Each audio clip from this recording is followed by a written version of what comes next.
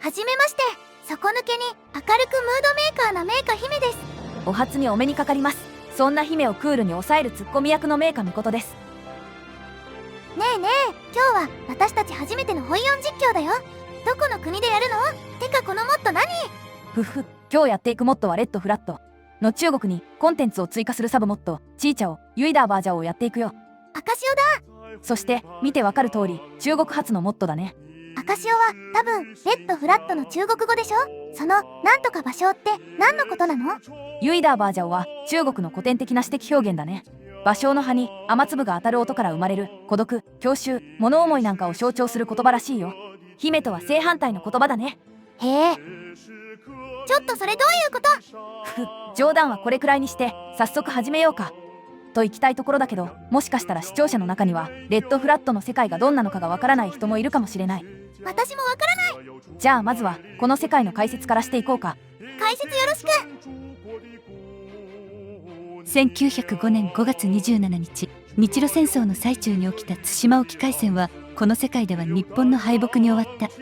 東郷平八郎は撤退中のロシア艦隊を日本艦と誤認し追撃を緩め、その結果ロシア・バルチック艦隊は極東艦隊と合流して日本海軍を撃破した。戦後アメリカ大統領セオドア・ルーズベルトの仲介でポーツマス条約が結ばれたが、その内容は満州の勢力圏を分割するロシア有利なもので、日本は多大な犠牲を払ったにもかかわらず賠償金も得られず、民衆の怒りは政治不安へと発展した。一方ロシアではストルイピン首相の改革により経済が急成長し、1914年には世界第4位の経済大国となる。1913年バルカン戦争の結果に不満を持つブルガリアがギリシャとセルビアに侵攻すると、ロシアが動員を開始し、これに危機感を抱いたルーマニアは中央同盟国に接近した。ドイツとオーストリア・ハンガリーはロシアに宣戦布告し、フランスとイギリスも参戦して第一次世界大戦が勃発した。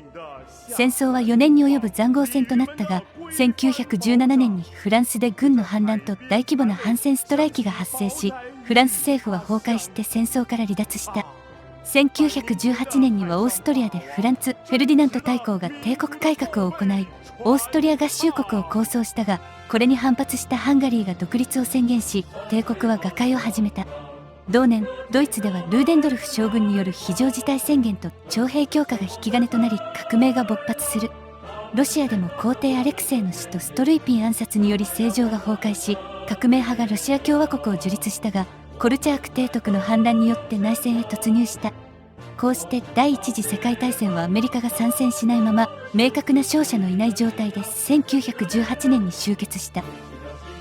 戦後の戦艦期にはフランスで未来派的なアバンギャルド・フランス、ドイツでドイツ社会主義レーテ共和国が成立する。極東では日本で裕仁天皇が暗殺され、弟の秩父宮康仁親王が即位し、永元維新によって行動派が権力を掌握した。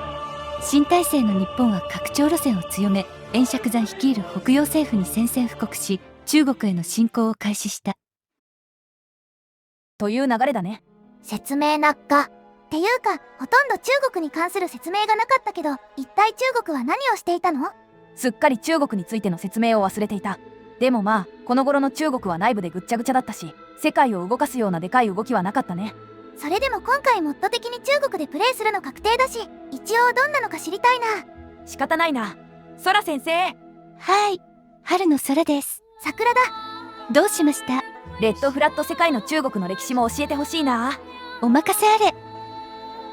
1911年10月10日から始まった辛亥革命は、中国に2000年以上続いた皇帝制度を終わらせ、共和国という新しい政治体制を誕生させた。しかしそれは新しい国家の完成を意味するものではなかった。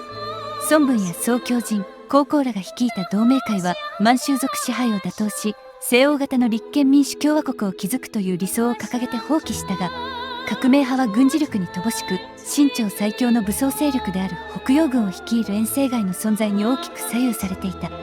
革命と清朝の妥協を仲介するはずだった燕が暗殺されると、革命は一気に制御を失い、北洋軍は分裂し、中国は革命の名のもとに新たな内戦へと突入した。1913年、孫文が暗殺されると、宋教仁が革命勢力の中心となり、同盟会を国民党へと再編した。宋は議会主義と民政主義に基づく民主国家の建設を目指したが、革命の主導権は次第に軍人と軍閥へと移っていく。1916年に革命派が内戦に勝利し、宋強人政権は北京へ進出するものの、実際には団貴隋と軍閥、そして外国資本が議会と政府を支配し、民主政治は機能しなかった。政府と議会の対立は解決されず、宋は北京を離れ、調査に対抗政府を樹立するという苦渋の選択を迫られた。その後の革命は統一ではなく迷走の歴史となった。調査政府は北方軍閥との戦争に介入し続けたが成果を上げられず、宋強人は軍閥の影響を排した新たな政治体制の必要性を痛感する。1919年、ロシアによる黒竜江併合をきっかけに民族的覚醒が広がると、宋は社会党や共産主義勢力と連携し、国民党は民主主義と社会主義を融合させた急進的な政党へと変質していった。ドイツ革命の成功に触発され、国民党は党と軍を再編し、候補軍艦学校を設立し、北方軍閥に対抗する力を整えていった。1926年、国民革命軍は北伐を開始し、革命は再び成功目前に見えた。しかし共産主義勢力の台頭は列強、とりわけ日本を強く刺激し、1927年の上海での衝突をきっかけに日英米印による武力介入が始まる。同時に国民党右派が革命から離反し、革命同盟は内外から引き裂かれた。南京と長沙に分裂した国民党は互いに敵対し、右派による大規模な反共粛清によって数十万人が命を落とした。こうして革命は完全に崩壊した。1930年に陳貴美が暗殺されると、国民党をまとめ上げる最後の力も失われた。党は完全に分裂し、広東、上海、湖南、福建といった地域ごとに軍閥化した勢力へと変貌する。かつて軍閥を打倒するために作られた国民革命軍の指揮官たちは皮肉にも新たな軍閥となり、国民党は理念も規律も失った空洞の組織となった。この世界線における中国は革命によって王朝を倒すことには成功したが、国家を築くことには失敗した。1936年の中国は名目上は共和国でありながら、実態は分裂と腐敗、軍閥支配と列強の干渉にさらされ、日本の侵攻を目前に控えた脆く崩れかけた国家であった。っていう感じですね。さすがソラ先生、わかりやすかったです。それでは私はここらでお邪魔します。よっこいしょ1と。あの人本当に17歳？永遠の17歳ってやつだ。疑ってやるなよ。よくわからないな。で、国家選択画面だけど、なかなか見慣れない国家しかないや。このモッドでは現在、カナンの3カ国にコンテンツが追加されているよ。左から両江軍閥、南中国海軍管区、英領香港だね。コンテンツのある国の癖が強い。で、どこの国でやるの？悩むなあ。ここはオーソドックスに両江軍閥か、もしくは日本領の南中国海軍管区か、それとも明らかに遊べるのかどうか謎な英領香港か。どの国も面白そうだよね。まあ今回は両江軍閥で遊んでいくよ。